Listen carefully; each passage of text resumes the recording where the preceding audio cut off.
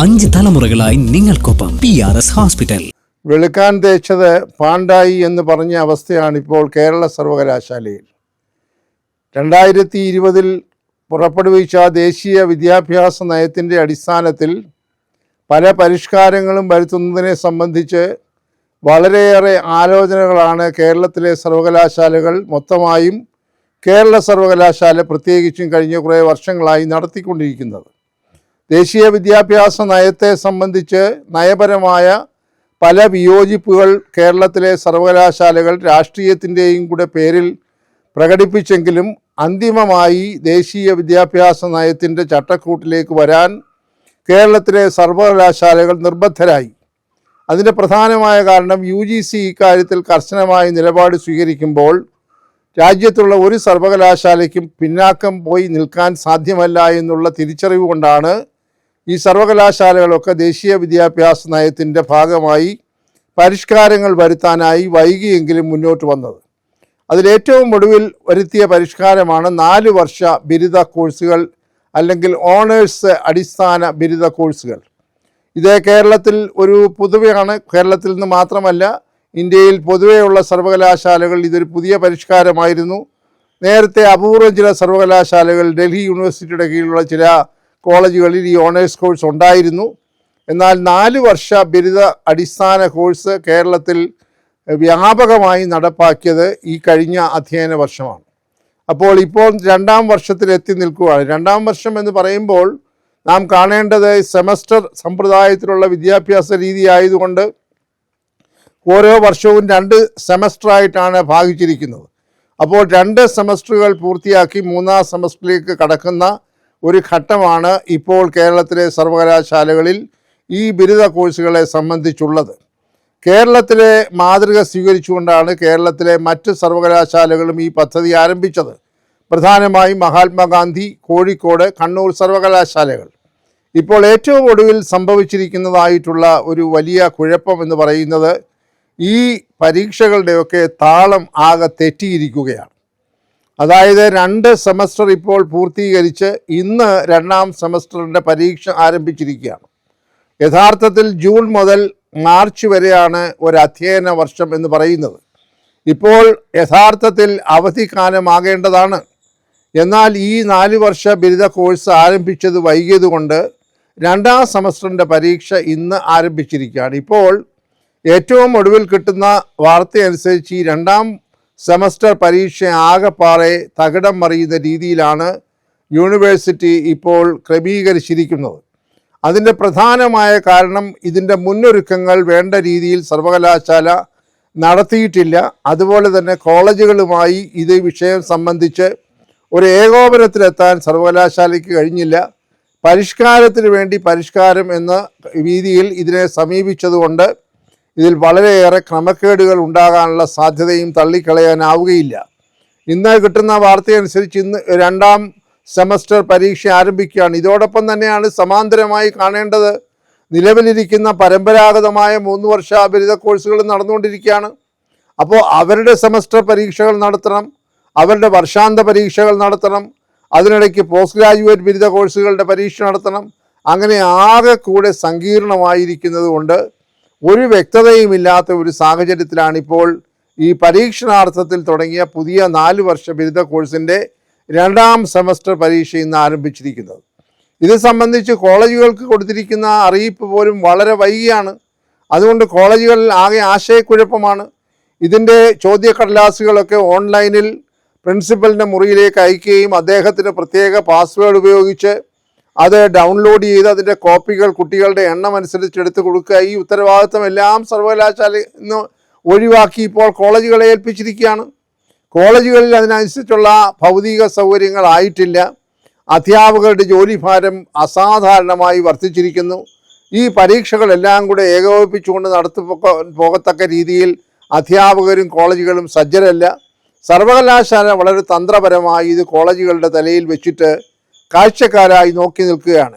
ഈ പരീക്ഷാ സമ്പ്രദായം ആകെ ഏകോപിപ്പിക്കുന്നതിന് വേണ്ടി ഏകദേശം 1 കോടി രൂപ മുടക്കിയ ഒരു പുതിയ സോഫ്റ്റ്വെയർ ആണ് സർവകലാശാല ഇപ്പോൾ വെച്ചിരിക്കുന്നത്. എന്നാൽ അത് കുറ്റമറ്റ രീതിയിൽ ആ സോഫ്റ്റ്വെയർ ഉപയോഗിക്കാൻ കഴിഞ്ഞില്ല എന്ന് പറയുമ്പോൾ സർവകലാശാലകളുടെ ഭരണരംഗത്തുള്ള കെടുകാര്യസ്ഥത എത്ര വലുതാണ് എന്ന് അനുമാനിക്കാവുന്നതേ ഉള്ളൂ.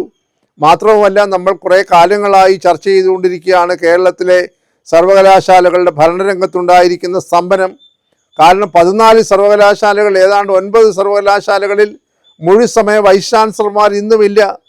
രാഷ്ട്രീയ അതിപ്രസരം കൊണ്ട് വൈസ് ചാൻസലർമാരെ യഥായോഗ്യം ചട്ടമനുസരിച്ച് നിയമിക്കാൻ കഴിയാത്ത ഒരു സാഹചര്യം കേരളത്തിൽ ഉണ്ടായിട്ട്, ഒരുപക്ഷെ ചരിത്രത്തിൽ ഒരിക്കലും ഉണ്ടാകാത്ത വിധം ഉണ്ടായിട്ട് തന്നെ 2 വർഷങ്ങൾ കഴിഞ്ഞിരിക്കുന്നു. ഇപ്പോൾ പല സർവകലാശാലകളിലും പൂർണ്ണസമയ ചുമതലയുള്ള വൈസ് ചാൻസലർമാർ ഇല്ലാത്തതുകൊണ്ട് ഭരണരംഗത്ത് കടുത്ത പ്രതിസന്ധി ഉണ്ടായിട്ടുണ്ട്. കോടിക്കണക്കിന് രൂപ UGCയിൽ നിന്നുള്ള സാമ്പത്തിക സഹായമൊക്കെ ഗവേഷണ പ്രവർത്തനങ്ങൾക്കും അടിസ്ഥാന സൗകര്യങ്ങളുടെ വികസനത്തിനുമൊക്കെ ഉണ്ടാകേണ്ടത്, ലഭിക്കേണ്ടത് ഇപ്പോൾ നഷ്ടമായിരിക്കുകയാണ്. അങ്ങനെ കേരളത്തിലെ ഉന്നത വിദ്യാഭ്യാസ രംഗം വലിയ കേമമാണ്, അതിൻ്റെ നിലവാരം ഉയർന്നുകൊണ്ടിരിക്കുകയാണെന്നൊക്കെ പുരപ്പുറത്ത് നിന്നുകൊണ്ട് ഉന്നത വിദ്യാഭ്യാസ മന്ത്രി നാഴികയ്ക്ക് 40 വട്ടം ഉദ്ഘോഷിക്കുന്നുണ്ടെങ്കിലും സംഗതികൾക്ക് ഒന്നും കാര്യമായിട്ടുള്ള മാറ്റം ഉണ്ടായിട്ടില്ല എന്നാണ് ഇന്നത്തെ ഈ പരീക്ഷ 2ാം സെമസ്റ്റർ 4 വർഷ ബിരുദ കോഴ്സിൻ്റെ പരീക്ഷ ആരംഭിക്കുമ്പോഴും ആളുകൾ കാണുന്നത്. അതുകൊണ്ട് നിരപരാധികളായ വിദ്യാർത്ഥികളും അവരുടെ രക്ഷിതാക്കളും ആകെ ആശങ്കയിലാണ്. നടത്തിയ പരീക്ഷകളുടെ ഫലം തന്നെ കൃത്യസമയത്ത് പ്രസിദ്ധീകരിക്കുന്നില്ല. ഈ അടുത്ത സമയത്ത് കണ്ടതാണല്ലോ, MBA പരീക്ഷയുടെ കുറേ ഉത്തരക്കടലാസുകൾ കാറ്റിൽ പറന്നുപോയി ഒരു പരീക്ഷകൻ്റെ കയ്യിൽ നിന്ന്. കേട്ടിട്ടുണ്ടോ ഈ തരത്തിലുള്ള അവസ്ഥ മറ്റ് സർവകലാശാലകളിൽ? ഉത്തരവാദിത്തരഹിതമായി കാര്യങ്ങൾ നടത്തുന്നതിൻ്റെ ഏറ്റവും ഒടുവിലത്തെ ഉദാഹരണമായിരുന്നു അത്. അതുപോലെ തന്നെ നിരവധി സന്ദർഭങ്ങളുണ്ട്. നടത്തിയ പരീക്ഷകളുടെ ഫലം തക്കതാ സമയത്ത് പ്രസിദ്ധീകരിക്കുന്നില്ല, സർട്ടിഫിക്കറ്റുകൾ തക്ക സമയത്ത് കൊടുക്കുന്നില്ല. അങ്ങനെ നിരവധി ആരോപണങ്ങളുടെ മധ്യത്തിലാണ് ഇപ്പോൾ 2ാം സെമസ്റ്റർ പരീക്ഷയെ സംബന്ധിച്ചും 4 വർഷ ബിരുദ കോഴ്സിൻ്റെ ഇന്ന് ആരംഭിച്ച പരീക്ഷയെക്കുറിച്ചും ഈ തരത്തിലുള്ള വലിയ ആശങ്കകൾ പുറത്തു വന്നിട്ടുള്ളത്. എങ്ങനെയെങ്കിലും തട്ടിക്കൂട്ടി പരീക്ഷ നടത്തി വിജയിപ്പിക്കുക എന്നതാണോ ഒരു സർവകലാശാല ചെയ്യേണ്ടത്? അതോ കാര്യക്ഷമമായി പരീക്ഷകൾ നടത്തുകയും വിദ്യാർത്ഥികളുടെ പരീക്ഷ കടലാസുകൾ തക്ക സമയത്ത് മൂല്യനിർണ്ണയം നടത്തി അവർക്ക് സർട്ടിഫിക്കറ്റുകൾ കൊടുക്കുകയും ജോലി നേടുന്നതിനായിട്ടുള്ള വിദ്യാർത്ഥികൾക്ക് സർട്ടിഫിക്കറ്റുകൾ കൊടുത്ത് അവരെ ജോലിക്ക് പ്രാപ്തരാക്കുകയും സ്വദേശത്തും വിദേശത്തും ഉന്നത വിദ്യാഭ്യാസ പഠനത്തിനായി പോകുന്നവർക്ക് സർട്ടിഫിക്കറ്റുകൾ യഥാസമയം കൊടുക്കുകയും ഈ തരത്തിലുള്ള അടിസ്ഥാനപരമായിട്ടുള്ള ചുമതലകളിൽ നിന്ന് പോലും കേരളത്തിലെ സർവകലാശാലകൾ പിന്നാക്കം നിൽക്കുന്നു. അല്ലെങ്കിൽ അവർ നിരുത്തരവാദപരമായി പെരുമാറുന്നു എന്ന് പറഞ്ഞാലും അധികപ്പറ്റാവുകയില്ല. അതുകൊണ്ട് അടിയന്തരമായി സർക്കാർ ഈ കാര്യത്തിൽ ഇടപെടണം. സർവകലാശാലകളുടെ സ്വയംഭരണാവകാശം നിലനിർത്തിക്കൊണ്ട് അവിടെ ഭരണരംഗത്തുണ്ടായിരിക്കുന്ന ഈ അനിശ്ചിതത്വം അവസാനിപ്പിക്കാൻ യുക്തമായ നടപടികൾ സ്വീകരിക്കണം. അങ്ങനെ സ്വീകരിച്ചെങ്കിൽ മാത്രമേ സർവകലാശാലകളിലുള്ള വിശ്വാസ്യത ജനങ്ങൾക്കും അതുപോലെ തന്നെ വിദ്യാർത്ഥികൾക്കും ഉണ്ടാവുകയുള്ളൂ. സർവകലാശാലകളുടെ വിശ്വാസ്യത നഷ്ടപ്പെട്ടാൽ ദേശീയ തലത്തിൽ പോലും ഇവിടെ നിന്ന് പഠിച്ചിറങ്ങുന്ന വിദ്യാർത്ഥികൾക്ക് ഒരുപാട് ബുദ്ധിമുട്ടുകൾ അനുഭവിക്കേണ്ടി വരും.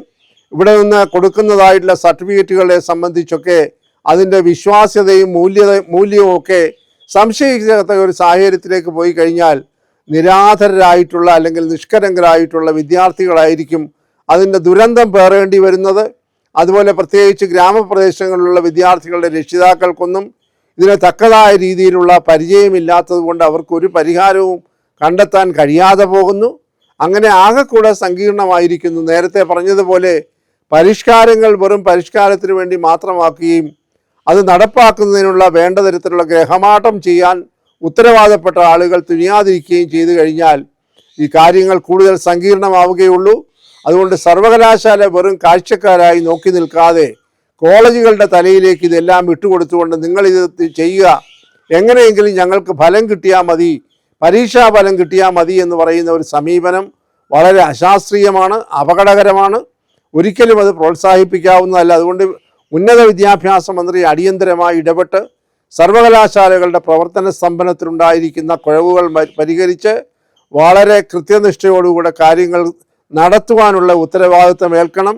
അല്ല എന്നുണ്ടെങ്കിൽ ഈ പറയുന്ന നേരത്തെ പറഞ്ഞതുപോലെയുള്ള വാഗ്ധോരണി കൊണ്ടുള്ള അഭ്യാസങ്ങൾ കൊണ്ട് പ്രശ്നങ്ങൾക്ക് പരിഹാരം ഉണ്ടാവുകയില്ല. നിഷ്കളങ്കരായ ലക്ഷക്കണക്കിന് വിദ്യാർത്ഥികളും അവരുടെ മാതാപിതാക്കളുമാണ് ഇതിൻ്റെ ദുരന്തങ്ങൾ അനുഭവിക്കേണ്ടി വരുന്നത് എന്ന സത്യം തിരിച്ചറിയണം. അതുകൊണ്ട് കേരളത്തിലെ എല്ലാ സർവകലാശാലകളുടെയും പരീക്ഷാ നടത്തിപ്പിൽ ഉണ്ടായിരിക്കുന്ന ക്രമക്കേടുകൾ അല്ലെങ്കിൽ മറ്റു തരത്തിലുള്ള കുഴപ്പങ്ങളൊക്കെ പരിഹരിക്കാൻ അടിയന്തരമായ നടപടികൾ സർക്കാരും സർവകലാശാലയുടെ ഉത്തരവാദപ്പെട്ട ഉദ്യോഗസ്ഥന്മാരും കാണിക്കണം എന്നുള്ളതാണ് പൊതുസമൂഹം മുന്നോട്ട് വയ്ക്കുന്ന ഏറ്റവും പ്രധാനപ്പെട്ട ആവശ്യം.